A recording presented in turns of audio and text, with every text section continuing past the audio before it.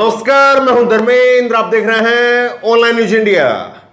जिस तरह से लगातार महाराष्ट्र का प्रकरण लंबा खिंचता चला जा रहा है और उसमें निकल करके कुछ नहीं आ रहा है, ऐसे में जिस तरह से लगातार विपक्ष कहता रहा है अभी तक कि ईडी इलेक्शन मैनेजमेंट का काम कर रहा है, और 3 दिन पहले मैंने एक आपको खबर बताई थी, उसमें कहा था कि ईडी जो विपक्ष कह रहा है इलेक्शन मैनेजमेंट है, तो अगर इलेक्शन मैनेजमेंट वाकई है तो शायद फिर ऐसा लगता है कि ईडी जो है वो एलआईसी के स्लोगन की तर्ज पर काम कर रहा है, इलेक्शन के बाद भी और इलेक्शन से साथ में भी। जब इलेक्शन होता है तो इलेक्शन के साथ में भी काम करेगा, और इलेक्शन खत्म हो जाएगा तो इलेक्शन के बाद में भी काम करेगा। देखिए, एक खास तरह की जो है वो क्रोनोलॉजी देखने को मिलती है। अगर कहीं पर जरूरत होती है मौजूदा सत्ता को कुछ हलचल पैदा करवाने की, तो वहां पर या तो कुछ नेताओं के पुराने केस खोल दिए जाते हैं, या फिर जो मौजूदा केस चल रहे होते हैं, धीमी गति से होते हैं, उन केस को जो है वो तेज रफ्तार से चला दिया जाता है, या कुछ नए प्रकरण जो है सामने आ जाते हैं। अब महाराष्ट्र में जिस तरह से 4 दिन का प्रकरण हो चुका है, ऐसे में आप देखिए विनोद कापड़ी का ट्वीट आया है। तो समाचार ये है कि ईडी ने शिवसेना विधायक अर्जुन खोतकर से जुड़ी संस्थाओं से 235 एकड़ की जमीन जब्त कर ली है। अर्जुन खोतकर लगातार उद्धव ठाकरे के साथ में खड़े हैं। ईडी की इस कार्रवाई का महाराष्ट्र संकट और मोदी से कोई लेना देना नहीं है। समाचार समाप्त हुए। आप बताइए, मैं पूरी खबर आपको आगे भी दिखाऊंगा और किस किस तरह से कहां कहां पर हुई है, ये केस कब का था और किस तरह से इस केस को जो है हवा दी गई। सारी खबर जो है मैं पर दर पर आपके सामने रखूंगा।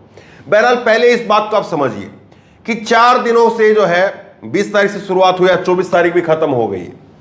4 दिनों तक लगातार जो है ये ईडी, सीबीआई और सारी चीजें जो है वो ऐसा कहा जाता रहा कि पर्दे से पीछे से काम कर रही है, लेकिन खबर अब छन करके सामने आ गई है। खबर छन करके सामने आ गई है और 235 एकड़ जमीन जो है वो जब्त कर ली गई है। अब कितने करोड़ की है ये मैं आपको आगे दिखाऊंगा, लेकिन जरा सोचिए, क्या एकनाथ शिंदे अकेले एकनाथ खुद के, वो उनके नाथ कोई नहीं है क्या? उनके ऊपर भी एक दीनानाथ है। इस बात को आप समझ लीजिए। एकनाथ शिंदे क्या किसी की इतनी हैसियत है कि वो अकेले ही 35-40 विधायकों को लेकर के उड़ जाए और वहां पर जो है फिर लग्जरी होटल में रख रहा है, और विधायक अपने आप खिंच करके चले आ रहे हैं सामने। बहरहाल, मैं खबर आपको दिखाता हूं, फिर आगे इस पर बात करते हैं। ईडी एक्शन, शिवसेना नेता अर्जुन खोतकर के खिलाफ ईडी की कार्रवाई। 38.38 करोड़ रुपए की संपत्ति जब्त हुई है। तो ये आज की खबर है। 78 करोड़ 38 लाख इतने रुपए की संपत्ति जो है वो जब्त कर ली गई है, और 235 एकड़ जो है ये संपत्ति बताई जा रही है। आज की खबर है। मैं आपको खबर बताता हूं। पहले, महाराष्ट्र सरकार में चल रहे संघर्ष, महाराष्ट्र में चल रहे सत्ता और संघर्ष के बीच में शिवसेना विधायकों के बगावत करने के बीच प्रवर्तन निदेशालय ईडी ने अब शिवसेना नेता अर्जुन खोतकर को निशाने पर ले लिया है। एजेंसी ने खोतकर के पास से 78.38 करोड़ रुपए की संपत्ति जब्त कर ली है। वहीं ईडी ने जलाना सहकारी चीनी कारखाने की, अब जरा समझिए आप, एक केस कब का था और कहां से था और किस तरह से आया है। यह जो है वो जलाना सरकारी चीनी कारखाने की भूमि, एक आवासीय संयंत्र खोदकर से संबंधित एक इमारत और संरचना को जब्त कर लिया है। ईडी ने कहा कि महाराष्ट्र राज्य सहकारी बैंक ने सहकारी चीनी मिलों के अवैध नीलामी से जुड़े हुए मामले में पीएमएल के तहत कार्रवाई की है। ईडी ने अपने आधिकारिक ट्विटर हैंडल से जानकारी दी है। तो ईडी ने जो है वो अपने आधिकारिक ट्विटर हैंडल से जानकारी देते हुए कहा कि जो सहकारी बैंक हैं उनकी जमीन पर जो है ये अपना खुद का निजी बना रहे थे, और इसीलिए जो है कार्रवाई की गई है।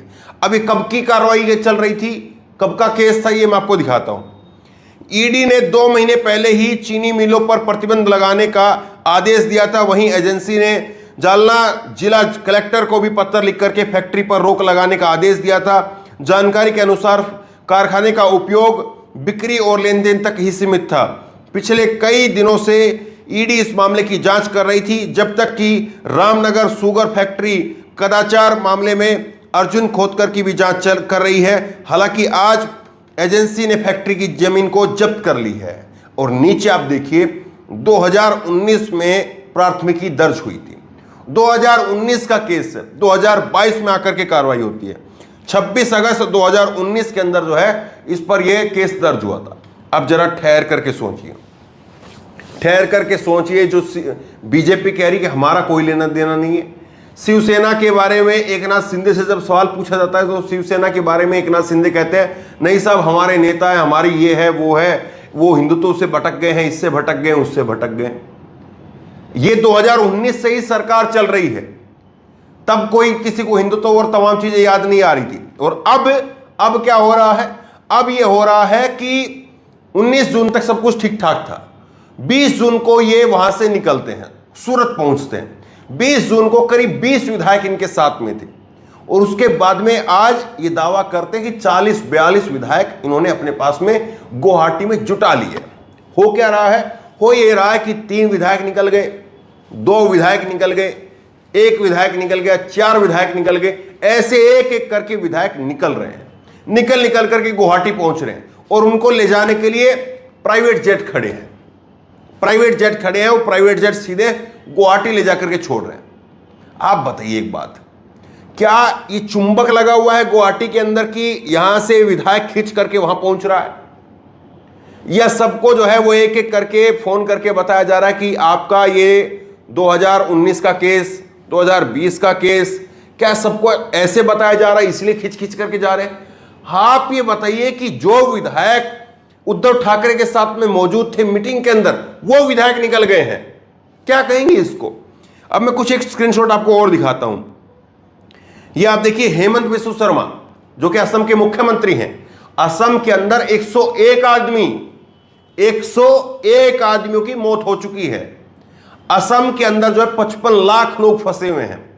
36 में से 32 जिले ऐसे हैं जो बाढ़ के अंदर ग्रस्त हैं। और असम के मुख्यमंत्री क्या कह रहे हैं? देश में जितने भी विधायक हैं मैं उनको असम आने के लिए आमंत्रित करता हूं, बाढ़ देखने के लिए, बाढ़ में मरने के लिए। जैसे 101 लोग मर गए यहां पर, आप अपने लोगों को बचा नहीं पा रहे हैं। और बेकार की बातें देखिए आप। मुझे नहीं पता कि कब महाराष्ट्र में सरकार बनेगी। देखिए क्या कह रहे हैं, मुझे नहीं पता कि कब महाराष्ट्र में सरकार बनेगी, लेकिन वह विधायक जितने दिन भी रहेंगे मेरे लिए खुशी की बात है। मैं उद्धव ठाकरे जी को भी छुट्टियों के लिए बुलाना चाहता हूं, असम के मुख्यमंत्री हेमंत बिस्व शर्मा। और पहले तो इन्होंने कह दिया था कि मुझे तो मालूम ही नहीं है कि विधायक यहां पर आए भी हैं, हमें मालूम ही नहीं है विधायक यहां पर आए हुए हैं। मतलब कि एक होता है कि या चलिए थोड़ी बहुत बात आप राजनीति के अंदर जो है वो बोल लेते हैं, सब लोग बोलते हैं, कोई पार्टी दूध की धुली नहीं है इस प्रकार के मामलों में। जब उनसे इस प्रकार की बातें पूछी जाती हैं तो यही जवाब मिलते हैं। लेकिन इस तरह की बातें, और आपका राज्य खुद फंसा हुआ है, आपके राज्य में 101 लोगों की मौत हो गई बाढ़ के अंदर, और आप यहां पर जो है वो दूसरे लोगों को वहां पर लोग बच करके निकल रहे हैं, भाग रहे हैं, और आप यहां पर दूसरे लोगों को ज्ञान दे रहे हैं। और देखिए किस तरह से चीजें हो रही हैं। ये सब जो है आप मत भूलिए कि एकनाथ शिंदे कोई अपने बलबूते पर जो है इतनी बड़ी परियोजना को जो है वो अंजाम नहीं दे सकता, कोई इतनी बड़ी स्कीम नहीं बना सकता कि चलिए मैं सबको जो है इकट्ठा करके 40-42 विधायकों को ले जाऊंगा और उद्धव ठाकरे को पता ही ना चले।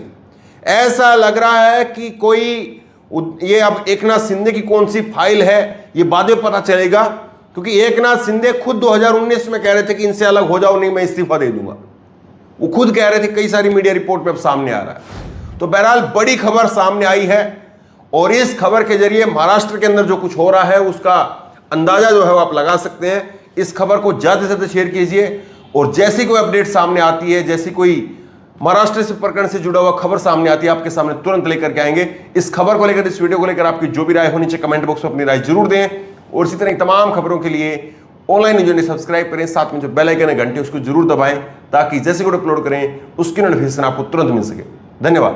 इस खबर को अभी लाइक करें, शेयर करें, अभी चैनल को सब्सक्राइब करें और घंटी जरूर